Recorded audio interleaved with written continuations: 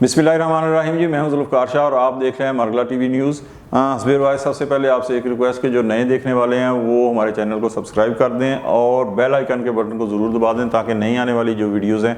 वो बर वक्त आप तक पहुंच सकें। और अगर ये वीडियो अच्छी लगे तो लाइक के बटन को दबा दें और शेयर कर दें ताकि दूसरे दोस्तों तक भी ये वीडियो पहुंच सके। आज का जो हमारा मौजू है वो है तहरीक इंसाफ में इमरान खान की जगह जो नए चेयरमैन इलेक्ट हुए हैं उस हवाले से थोड़ी सी बात करनी है आपके साथ, ताकि उनकी वजूहात और ये जो इमरान खान की जगह पे उनके अलावा जो चेयरमैन मुंतखब हुए हैं उसके जो हैं वो मनफी और मस्बूत पहलू जो हैं वो क्या हैं। इस हवाले से इलेक्शन कमीशन की जानिब से जो तहरीक इंसाफ के अंदर इंट्रा पार्टी इलेक्शन हुए थे उस पर तफज़ात का इजहार किया गया और कहा कि जी नहीं, ये ठीक नहीं है। हालांकि ये उसी तरह के इंट्रा पार्टी इलेक्शन थे जिस तरह दूसरी पार्टियों के अंदर होते हैं, तो एतराज़ करने वाली तो कोई बात नहीं थी। लेकिन बहरहाल जो चीफ इलेक्शन कमिश्नर हैं वो अदालत की हैसियत रखते हैं, उनका हर हुक्म जो है उसके ऊपर सरे तस्लीम खम करना पड़ता है। तो उसके बाद उन्होंने कहा कि जी 20 दिन के अंदर जो है वो आप इलेक्शन करवाएं। इस सूरत हाल के अंदर इमरान खान साहब ने एक बड़ा अच्छा डिसीजन ये किया कि जो दूसरे यहाँ एक चीज़ और बता दूं कि कुछ पार्टियां जो तहरीक इंसाफ से इत्तेहाद करना चाह रही थी ना, उनके ऊपर इस्टेब्लिशमेंट की तरफ से ये एक बड़ा दबाव था कि 9 मई के जो वाक़या हुआ है उसके अंदर जो मुलव्वस हैं उनको माइनस करके आप तहरीक इंसाफ से इलेक्शन कर सकते हैं और उन्हें माइनस करके ही बाकी जो तहरीक इंसाफ बचेगी उसे इलेक्शन के अंदर हिस्सा लेने का मौका दिया जाएगा।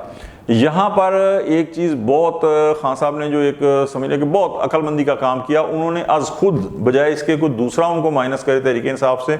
उन्होंने आज खुद अपने आप को माइनस कर लिया। अब आज खुद जब उन्होंने माइनस किया तो ये माइनस नहीं गिना जाएगा, इसलिए कि माइनस करने के बावजूद जिसे उन्होंने कहा है वही सदर बना, जिसने उन्होंने कहा कि पार्टी के अंदर रहेगा वही रहेगा। और ये बात भी तय है कि टिकटों का जो है फैसला वो भी वही करेंगे, जिसे वो कहेंगे उसी कौमी असम्बली का, जिसे वो कहेंगे उसी सूबाई असम्बली का टिकट मिलेगा और जिसे वो कहेंगे उसी जमात के साथ तहरीक इंसाफ का इत्तेहाद भी होगा। वरना ये ऐन मुमकिन था कि अगर खान साहब जिद करते कि नहीं, जज्बाती होते जिस तरह आम होता है कि नहीं पैन मैं ही बनना है, ऐसी तैसी से जरा किसी की मैं ही बनना है, मैं फिर इंट्रा पार्टी इलेक्शन कराना, तो उस हवाले से एक बहुत ज़्यादा जो खदशा का इजहार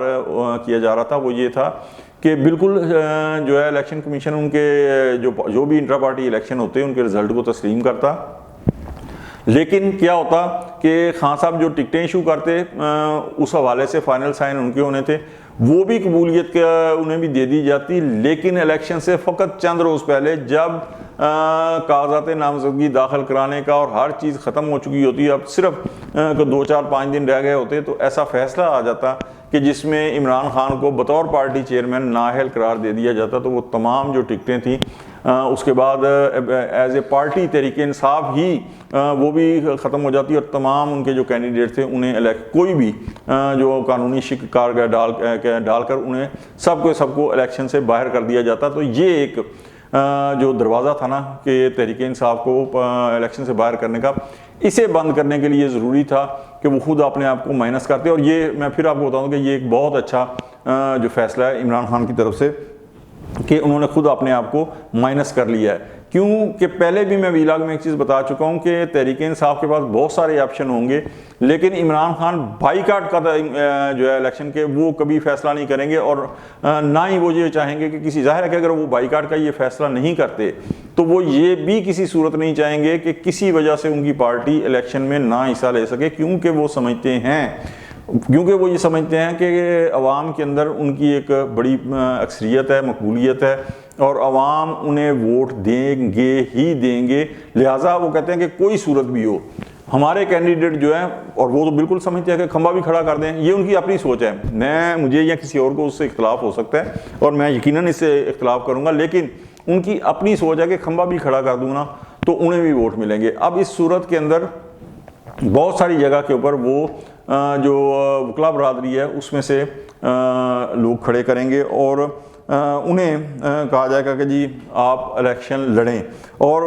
अगर उन्हें वोट पड़ जाते हैं, अगर वो जीत जाते हैं तो वो ज़ाहिर है सबूत होगा कि जी खंबे को भी वोट मिल गए हैं। इस पर कुछ लोग जब उन्होंने अपने आप को माइनस किया तो ये भी कहा कि जी अब तहरीक इंसाफ ख़त्म। ये एक बिल्कुल ही ठुस जो है ना, मैंने इसलिए बाद में ये वजह पेश की है, इसमें कोई हकीकत नहीं है। इसलिए कि 2018 के इलेक्शन के अंदर मियां नवाज शरीफ साहब भी पार्टी की क़यादत से नायल हो चुके थे और उनकी जगह शहबाज शरीफ साहब सदर बन चुके थे, तो पार्टी ज़ाहिर है कि ख़त्म नहीं हुई थी, बल्कि बड़ा अच्छा रिज़ल्ट तमाम तर जो महकमा ज़राअत की हेल्प और जो है जहांगीर तरीन साहब के हेलीकॉप्टर समेत तो इसके जो कारकर्दगी रही, उसके बावजूद जो है नवाज़ लीग ने बहुत अच्छी कारकर्दगी का मुजाहरा किया। तो पार्टी तो बहरहाल ख़त्म नहीं होगी। ज़ाहिर है कि उसके पीछे इमरान खान साहब जेल में ही हों, वो होंगे। तो इस नाजुक सूरत हाल पर मैं ये समझता हूँ कि जो इलेक्शन कमीशन ने इंट्रा पार्टी इलेक्शन के ऊपर एतराज़ किया ना, तो ये एक वो पंजाबी में कहते हैं ना, कुब्बे नूं लत रास आ गई, यानी एक बंदा कुबड़ा था तो उसको किसी ने इत्तेफाक से लात पड़ गई, तो उसका जो कुबड़ापन था वो ख़त्म हो गया। तो उन्होंने कहा कि ये तो कुब्बे को लात रास आ गई है। तो मेरे ख्याल में ये जो चीफ इलेक्शन कमीशन ने इसके ऊपर इंट्रा पार्टी इलेक्शन के ऊपर एतराज़ करके नए इलेक्शन करवाने का कहा है, तो ये तहरीक इंसाफ के ऊपर एक बहुत बड़ा इस सूरत हाल के अंदर एहसान है कि उन्होंने वो तमाम जो पर्सनैलिटीज़ हैं इंक्लूडिंग इमरान खान, उन्हें वो साइड लाइन पर कर देंगे जिनके ऊपर एतराज़ करके या जिनको मुतनाज़ा बना के तहरीक इंसाफ को इलेक्शन से बाहर किया जा सकता था। अब बात ये आ रही है कि खैबर से लेके कराची से लेके खैबर पख्तूनख्वा तक तहरीक इंसाफ लगेगी कि वो एक वकला की जमात है और जाहिर है कि उनके पीछे एक वकला की पावर होगी।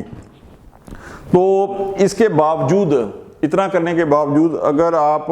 अब भी गैर कानूनी गैर आइनी रुकावटें खड़ी करेंगे तहरीक इंसाफ के रास्ते में, तो मेरे ख्याल में ये एक ज़्यादती होगी। अच्छा, अब एक चीज़ जो आएगी ना इलेक्शन कैंपेन के दौरान तहरीक इंसाफ को जो बहुत बड़ी प्रॉब्लम, रुकावट तो नहीं मैं कह सकता, बहुत बड़ी प्रॉब्लम जो पेश आएगी वो ये है कि एक तो एज ए पार्टी वो अगर इलेक्शन लड़ती, नॉर्मल हालात होते और इक्वल फुटिंग के ऊपर उसको मौका मिलता, वो एक और सर्कमस्टांसिस थे। लेकिन अब जो वकील हैं, जाहिर है कि वो मिडिल क्लास ही नहीं, बहुत से लोग जो हैं लोअर मिडिल क्लास से भी ताल्लुक़ रखते होंगे। तो इस सूरत हाल के अंदर इलेक्शन कैंपेन चलाना और पोस्टर, पम्फलेट, बैनर्स, ये सारा ज़ाहिर खर्चे वाली बात है। जलसे जुलूस रैलियाँ करना, ये भी पैसे से होता है, बगैर पैसे के तो ये नहीं होता। लेकिन चलें, इलेक्शन कैंपेन भी चल जाती है, लेकिन at the day of election, नाज़रीन मैं आपको बड़ी वाज़ेह हकीकत बताऊँ, ये मेरी कोई राय नहीं है कि जिससे आप राय होती तो आप इख्तलाफ कर सकते थे, लेकिन at the day of election कौमी असम्बली के हल्के के अंदर 275 से लेके 300 तक पोलिंग बूथ होते हैं। अब आप ज़रा ये करें कि हर पोलिंग बूथ के अंदर कैंपिंग भी होनी है, उस कैंप में 25-30 लोग भी होने हैं और हर पोलिंग बूथ के अंदर वोटर को घर से निकाल कर वोट भी कास्ट करवाने हैं। तो कितनी गाड़ियां होंगी, कितने लोगों के लिए at the day of election खाने का इंतज़ाम होगा, जो कैंप लगेंगे उनका किराया कितना होगा, ये at the day of election का जो सिर्फ खर्चा है वो 3.5-4 करोड़ से लेके 5 करोड़ तक बन जाता है। और जो दूर दराज के इलाके हैं, गांव देहातों के अंदर, इसमें तो शायद इससे भी ज़्यादा जो है ख़र्चा आए। तो आया जो तहरीक इंसाफ के मिडिल क्लास और लोअर मिडिल क्लास कैंडिडेट होंगे इस इलेक्शन के अंदर, वो इतना ख़र्चा अफोर्ड कर सकेंगे? अच्छा, अफोर्ड करने की बात भी गलत है, क्योंकि अफोर्ड तो उस वक्त होता है कि जब आपके पास ये पैसा हो। तो क्या वो इतना पैसा कहीं से मतलब वो लगा सकते हैं या उनकी पोजीशन में है कि नहीं? जाहिर है कि नहीं होंगे। इस सूरत हाल के अंदर भी जो तहरीक इंसाफ है उसकी जो पॉपुलैरिटी का है वो इम्तहान होगा कि आया वो अपने कैंडिडेट को इस मुश्किल में डालते हैं कि वो उनके लिए गाड़ियां भेजे और घरों से निकले, या वो आज खुद मोटरसाइकिलों पे, साइकिलों पे, जो अपनी गाड़ियां, पैदल इधर उधर चल के खुद वोटिंग तक पहुंच के वोट कास्ट करके और अपनी पार्टी के जो middle class, lower middle class candidate हैं उनको उनके हक में वोट डालते हैं। तो ये सारी सूरत हाल उस वक्त जो है इलेक्शन वाले दिन पता चल जाएगी। ये एक हर्डल ज़रूर है, ये एक हर्डल ज़रूर है जो तहरीक इंसाफ के कैंडिडेट्स को at the day of election और ड्यूरिंग कैंपेन के अंदर भी उनको सामना इसका करना पड़ेगा। क्योंकि पाकिस्तान की अवाम तो वो है कि जो बगैर कहे घरों से नहीं निकलते। तो इस 8 फरवरी को तो ज़ाहिर है सर्दी का मौसम होगा, तो उस वक्त गर्म गर्म बिस्तरों के अंदर सोए हुओं को सुबह सुबह या दोपहर के वक्त उठाना जो है, और ख़ास तौर पे उस सूरत में के अंदर कि जब तहरीक इंसाफ का जो सपोर्टर है वो कहता है बस सोशल मीडिया के ऊपर जंग लड़ ली तो बहुत है, घर से निकल के कुछ करने की ज़रूरत नहीं है। तो ये एक मुश्किल पेश आएगी। लेकिन ज़ाहिर है कि तहरीक इंसाफ की जो क़यादत है वो इस सूरत हाल से बखूबी उसे वाकफ़ भी होगी और अंदाज़ा अंदाज़ा भी होगा और वो इससे निमटने का